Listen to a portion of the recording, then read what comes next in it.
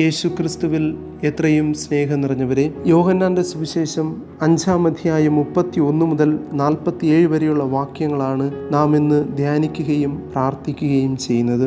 ഈ ഭൂമിയിൽ വെച്ച് ലഭിക്കാവുന്നതിൽ ഏറ്റവും വലിയ സൗഭാഗ്യം ലഭിച്ച ഒരു ജനതയാണ് യഹൂദ ജനത.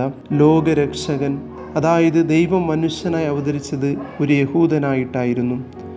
എന്നാൽ ആ ജനത്തിന് അവനെ തിരിച്ചറിയുവാൻ സാധിച്ചില്ല. അവനെക്കുറിച്ച് ഒത്തിരിയധികം സാക്ഷ്യങ്ങൾ അവർ കേട്ടു, എന്നിട്ടും അവനെ ഉൾക്കൊള്ളുവാൻ പോലും അവർക്ക് സാധിച്ചില്ല. ഇന്നത്തെ സുവിശേഷത്തിൽ പോലും നമുക്ക് 5 തരത്തിലുള്ള സാക്ഷ്യങ്ങൾ ക്രിസ്തുവിനെ കുറിച്ച് കണ്ടെത്തുവാൻ സാധിക്കും. ഒന്നാമത്തേത് യോഹന്നാൻ നൽകുന്ന സാക്ഷ്യം. രണ്ടാമത്തേത് യേശു തന്നെ പ്രവർത്തിക്കുന്ന പ്രവർത്തനങ്ങൾ അവന് സാക്ഷ്യം നൽകുന്നു. മൂന്നാമത്തേത് പിതാവായ ദൈവം പുത്രനായ ക്രിസ്തുവിനെക്കുറിച്ച് നൽകുന്ന സാക്ഷ്യം. നാലാമത്തേത് വിശുദ്ധ ലിഖിതങ്ങൾ നൽകുന്ന സാക്ഷ്യം. ഏറ്റവും ഒടുവിലായിട്ട് യഹൂദരെ സംബന്ധിച്ചിടത്തോളം എല്ലാമായ മോശയും മോശയുടെ നിയമഗ്രന്ഥങ്ങളും നൽകുന്ന സാക്ഷ്യം. ഇത്രയധികം സാക്ഷ്യങ്ങളുണ്ടായിട്ടും, ഇത്രയധികം അത്ഭുതങ്ങളും അടയാളങ്ങളും നേരിട്ട് കണ്ടിട്ടും എന്തേ ഈ ജനത്തിന് ക്രിസ്തുവിനെ ഉൾക്കൊള്ളുവാൻ സാധിക്കാതെ പോയതും? അതിനെക്കുറിച്ച് നാം ചിന്തിക്കുമ്പോൾ പലപ്പോഴും ഇന്നിൻ്റെ സാഹചര്യത്തിൽ നമുക്കും ക്രിസ്തുവിനെ ഉൾക്കൊള്ളാതെ പോകുന്നുണ്ടോ എന്ന് നാം ആത്മപരിശോധന ചെയ്യേണ്ടിയിരിക്കുന്നു. അതിനുള്ള 3 കാരണങ്ങൾ കൂടി ഇന്നത്തെ സുവിശേഷം പറഞ്ഞു വയ്ക്കുന്നുണ്ട്. ഒന്നാമത്തേത് 38-ാമത്തെ വാക്യം ഇപ്രകാരമാണ്: അവിടുത്തെ വചനം, ദൈവത്തിൻ്റെ വചനം നിങ്ങളിൽ വസിക്കുന്നില്ല.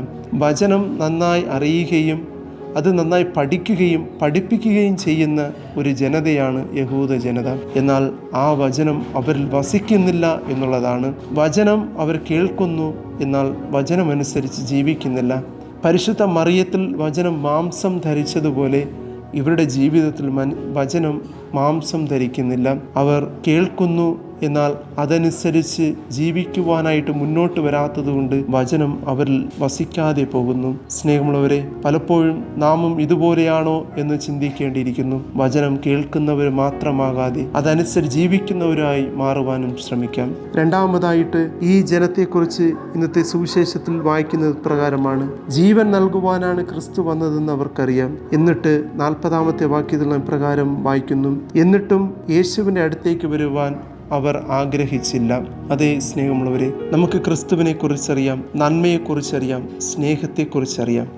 എന്നാൽ നമുക്ക് അറിവുണ്ടെങ്കിലും നാം അത് പ്രവൃത്തി തലത്തിൽ കൊണ്ടുവരുവാനായിട്ട് ഒത്തിരിയധികം പിന്നിലാണ്. നമുക്ക് സഞ്ചരിക്കേണ്ട വഴി ഏതാണെന്നറിയാം, എന്നാൽ അതിലൂടെ സഞ്ചരിക്കുവാനായിട്ട് നാം പലപ്പോഴും പിന്നോട്ട് പോകാറുണ്ട്. ഇടുങ്ങിയ വഴിയിലൂടെ സഞ്ചരിക്കുമ്പോഴാണ് നമുക്ക് യഥാർത്ഥത്തിൽ ക്രിസ്തുവിൽ എത്തിച്ചേരുവാൻ സാധിക്കുമെന്ന് നമുക്കറിയാം. പലപ്പോഴും നാം ഇടുങ്ങിയ വഴി തിരഞ്ഞെടുക്കാതെ വിശാലമായ വഴിയിൽ സഞ്ചരിച്ചുകൊണ്ട് ഇവരെ പോലെ ആകാറുണ്ട്. ആയതിനാൽ ഇനി മുതൽ നമുക്കറിയാവുന്ന ക്രിസ്തുവിൽ എത്തിച്ചേരുന്ന വഴിയായി ഇടുങ്ങിയ വഴിയിൽ കൂടെ സഞ്ചരിച്ച് ക്രിസ്തുവിൻ്റെ അടുക്കിലേക്ക് പോകുവാനായിട്ട് പരിശ്രമിക്കാം. മൂന്നാമതായിട്ട് ക്രിസ്തു അവരെ നോക്കി പറയുന്നത് പ്രകാരമാണ്. 42-ാമത്തെ വാക്യം: എനിക്ക് നിങ്ങളെ അറിയാം, നിങ്ങളിൽ ദൈവസ്നേഹമില്ല. ദൈവസ്നേഹമില്ലാത്ത ഒരു ജനതയായിട്ടാണ് യഹൂദരെക്കുറിച്ച് ക്രിസ്തു പറയുന്നത്. വിശുദ്ധ പൗലോസ് അപ്പോസ്തലൻ കൊരിന്തോസുകാർക്ക് എഴുതിയ 1-ാം ലേഖനം 13-ാമത്തെ അധ്യായം 1-2 വാക്യങ്ങളിൽ സ്നേഹമില്ലാത്തവരെക്കുറിച്ച് ഇപ്രകാരമാണല്ലോ പറഞ്ഞു വയ്ക്കുന്നത്: എനിക്ക് പ്രവചനപരമുണ്ടായിരിക്കുകയും എല്ലാ രഹസ്യങ്ങളും ഞാൻ ഗ്രഹിക്കുകയും എനിക്ക് സർവ്വജ്ഞാനവും മലകളെ മാറ്റാൻ തക്ക സകല വിശ്വാസവും ഉണ്ടായിരിക്കുകയും ചെയ്താലും സ്നേഹമില്ലെങ്കിൽ ഞാൻ ഒന്നുമില്ല.